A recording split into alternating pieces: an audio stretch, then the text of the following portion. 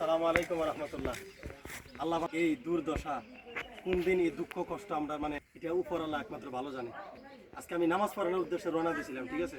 প্রায় আমি প্রতিনিয়ত বাড়িতে আসা যাওয়া করি, বা এদিক দিয়ে শুধু একটা না দুইটা না 10 থেকে 15টা গাড়ি এদিক দিয়ে আপ ডাউন করে। এই দিক দিয়ে অনেক মানুষ বসবাস করে, সব ওই দক্ষিণ ভারত। তো আমি এখানে রাস্তার অবস্থা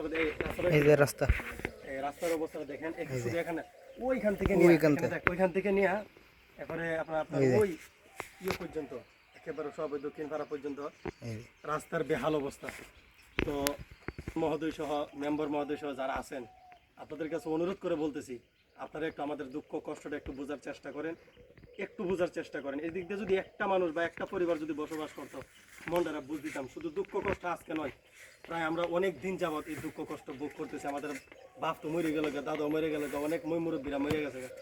জানি না দুঃখ কষ্ট কোন দিন শেষ হইব। আল্লাহ তালা দুঃখ কষ্ট শেষ করে দেয়। চেয়ারম্যান এবং মেম্বার মহোদয়কে অনুরোধ করে বলছি, এদিক দিয়ে একটু খেয়াল দিবেন ইনশাআল্লাহ।